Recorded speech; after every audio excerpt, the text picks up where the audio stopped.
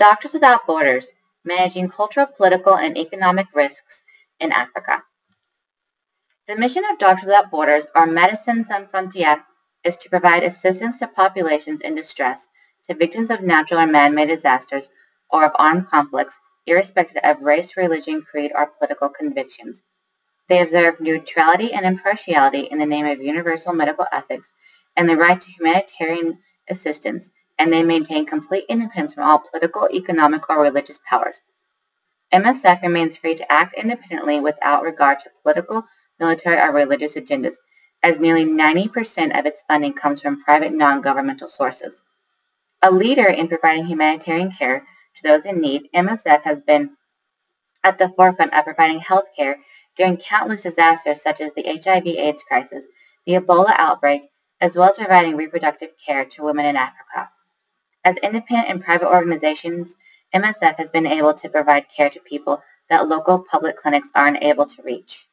However, MSF still faces many challenges in the delivery of safe and effective transnational health care. This is due in part to cultural and regional differences that can cause communication restrictions, political issues such as wars, a lack of support from the domestic government, as well as economic and financial hardship. These challenges affect their ability to provide adequate care to the people they are trying to serve. In reviewing the difficulties and challenges MSF faces today, we aim to suggest potential solutions as well as to look at the future of how MSF can continue to provide care to countries around the world, particularly Africa. This paper will provide an analysis of how a non-governmental organization such as MSF can sustain its mission and fulfill its goals despite complex challenges in a multifaceted continent such as Africa. MSF was founded in Paris in 1971 by a group of doctors and journalists. Its first director described the mission as, "It's simple, go where the patients are." MSF was identified as the bringer of a small revolution in the world of humanitarianism, and this battle continues to this day. When the Ebola virus emerged in West Africa and started to spread quickly in Sierra Leone, the local government immediately contacted MSF, saying that they were all that stood between the country and the disease. Their goal is not to solve the greater problems of the world or to be able to offer sustainable solutions, but to do whatever is medically possible for each individual patient at that specific point in time, knowing full well they will fall short. MSF's actions are guided by medical ethics and the principles of independence and impartiality. They are committed to regularly evaluating the effects of its activities and assuming the responsibilities of accounting for their actions and their patients. Part of the ethos of MSF is to be borderless, and because of this, it struggles to find the balance of working with so many vastly different cultures and societies. MSF is aware that it is difficult for individuals to transition from one cultural group or region of the world to another. One of its ambitions is to find a truly universal universalism in which to operate internationally as opposed to with a dominant Western universalism. Specifically in regards to the Western versus the African perspective of reality, it is important to identify that there will be many challenges in regards to customary norms and communication styles. There are some stark differences when it comes to the worldview of African and Western societies. Africans have a religious view of the world and believe events are uncontrolled and happen at the will of God. They are focused on the present moment, building relationships, and the group identity are paramount virtues in this culture. Western societies have a highly individualistic culture and a more naturalistic and ordered view of the universe. They have a very scientific and mechanical approach to the world and value knowledge and predictability. For many aid workers, gender roles wrought with violence are one of the largest sources of curiosity, frustration, and rage. These cultural values, which violate the morals of many Western volunteers, make it difficult for them to adjust to their environment. To adapt to such customary polar opposites, MSF must take the stance that we prevent the suffering we can and bear witness to the rest. The need to communicate or testify is at the core of MSF. It was founded on the twin pillars of acting and speaking and treating and witnessing, and they feel it is their duty to raise public awareness about the people they serve. MSF was an early adopter of the blog, which provides cultural education and allows aid workers and patients to communicate their experiences. The blog is a way to communicate the ethos of MSF that are integral to its culture. While the blog gives a human face and voice to local people, one of its traps is stereotyping. MSF South Africa has struggled with battling against a single voice and a Western perspective. From the African perspective, the intrusion of MSF, though well-intended, was interpreted as colonialist and missionary-like. Many Africans took this intervention as an insult to their way of life. To address this singular cultural way of working, MSF South Africa called for an integration of the world voice instead of the dominant Western voice. Another strategy MSF uses to address cultural challenges is to incorporate local people into their workforce. The organization has two different groups of staff: international volunteers and local staff who are hired for support at project sites. As the organization expanded, local staff became more critical to MSF operations. Their familiarity with the local language and culture helped establish better communication between international staff and local citizens. Cultural intelligence is the key principle in global leadership. However, the temporary and unpredictable nature of MSF's business means that their interaction with people from other cultures is short-lived. This makes adapting to cultural differences even more challenging. It is also difficult to provide advanced knowledge of language, history, and culture in such circumstances. Therefore, most of MSF's training takes place in the field, and they seem to fall short in providing sufficient education prior to assignments. However, MSF acknowledges the importance of cultural sensitivity, and they provide guidebooks and offer briefings with helpful information to international volunteers. Peter Redfield shares, "The goal was to understand the values of the people around you. Good relations with local people often prove crucial in a crisis and required adapting individual behavior to the surrounding environment." MSF has faced many challenges in Africa, some due to cultural differences, others due to the political instability of the governments and wars occurring within the continent. The local and domestic governments of Africa have provided limited to no support to local healthcare workers. MSF has been met with mistrust by the local people of Africa as their governments refuse to acknowledge the health crises that were occurring. Many African governments put hundreds of people and healthcare workers at risk of terrible disease. MSF started an AIDS treatment project in a town in South Kivu due to the significant increase in HIV infections amongst tuberculosis patients. The increase from 15% to 40% HIV with TB infection rate was noticed in 1998, and this increase is estimated to have spread due to the thousands of refugees and soldiers in the area between 1994 and 1996. In addition to the limited to no support the local healthcare workers were provided, some African governments even publicly criticized MSF. In 2003, the South African government stopped distributing the antiretroviral drugs to treat HIV and AIDS. Instead, they insisted that the information provided regarding HIV/AIDS by MSF doctors and scientists were lies and accused MSF of racism and trying to poison the people, encouraging those infected with HIV/AIDS to take an alternative medication, causing the deaths of hundreds of people with HIV/AIDS. In Burundi, civil war broke out in 1993 after the elected president was assassinated. This led to civilians fleeing their homes, which left them without health care. MSF attempted to assist the people by creating regroupment camps in order to help the displaced civilians relocate themselves. Due to the many frustrations found in this tactic, MSF decided to reevaluate how they assisted the people of Africa and suspended those operations. Over the last 10 years, the Democratic Republic of Congo, also known as the DRC, has seen violent massacres of its people as the militias have fought to take over political leadership of the land, wreaking havoc on the stability of the government, land, and its people.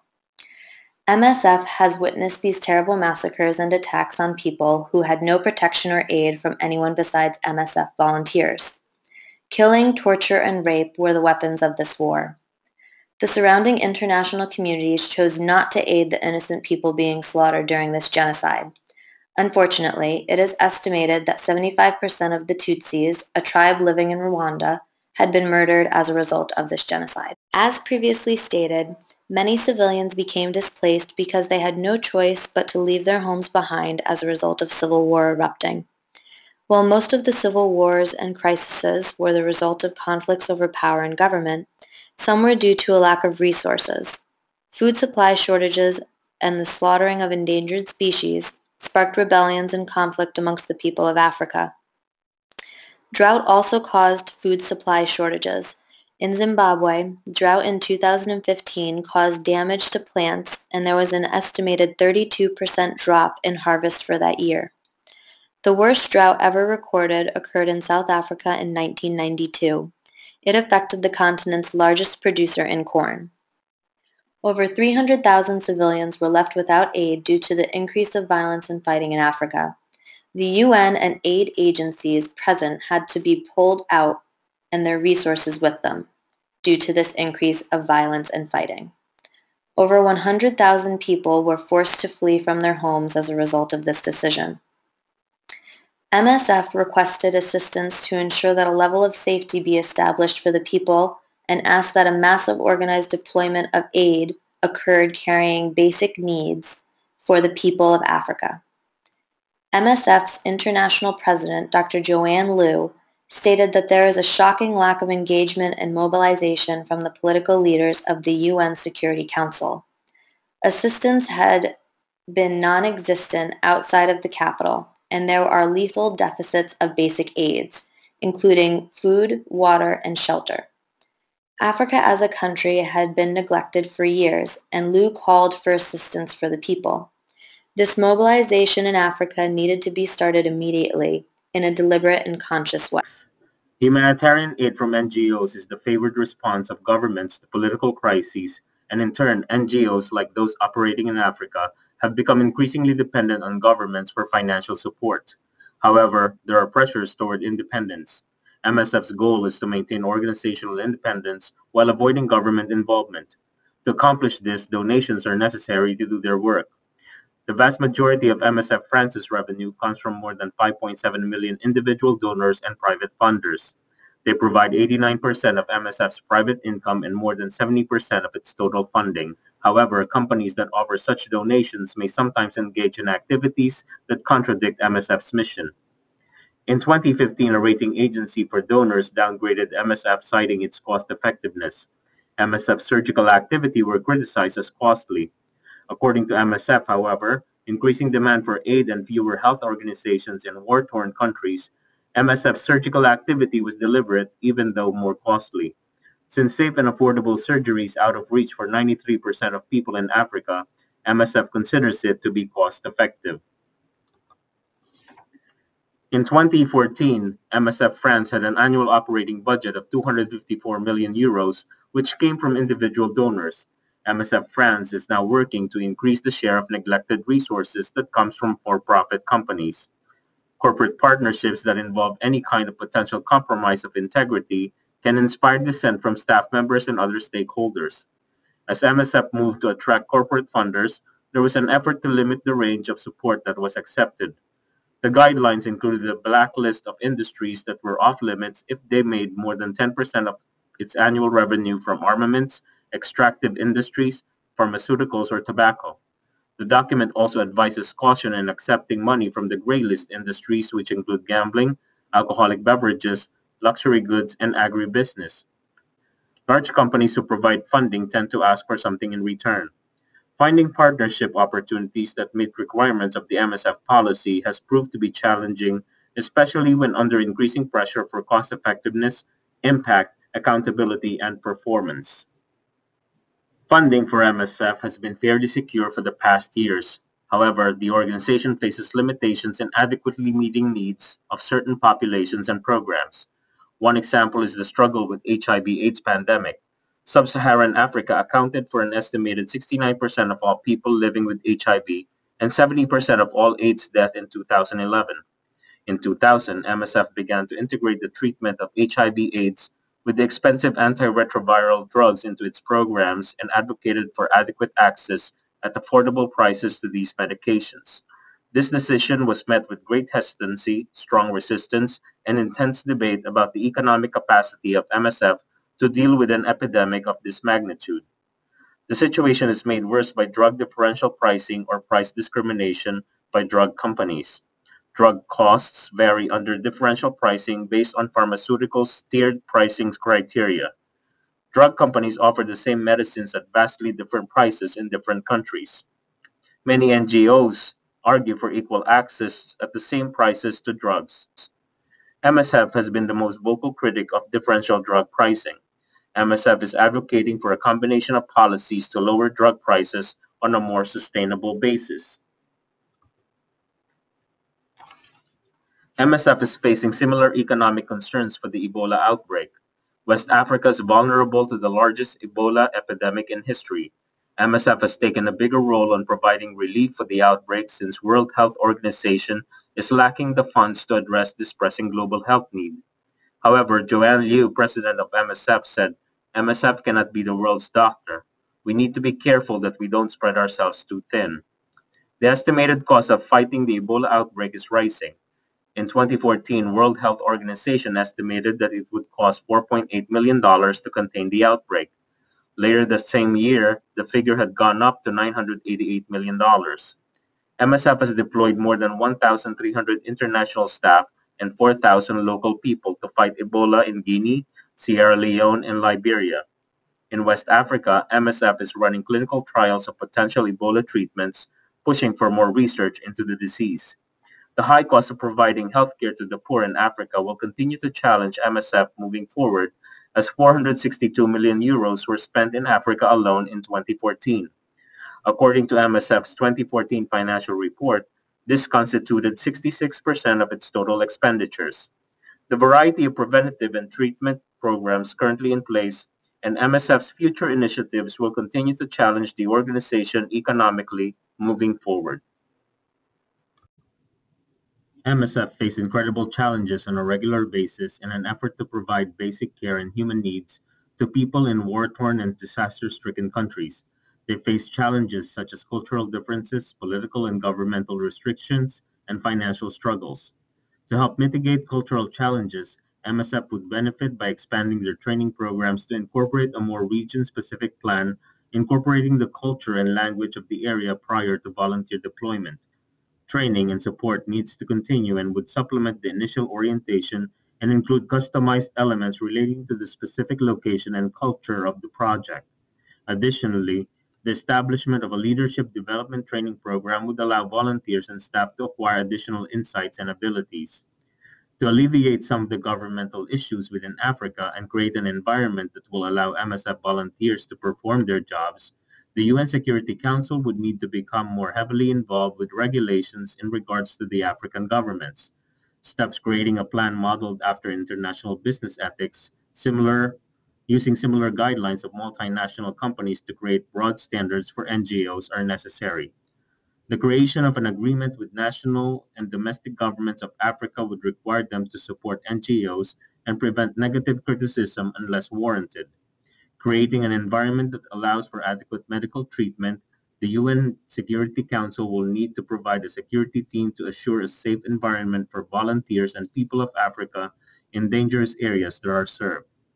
To keep their image of integrity and attract donors whose corporate social responsibility policy matches their beliefs, MSF would need to look beyond a black and white conception of firms and move toward a global assessment of their contributions.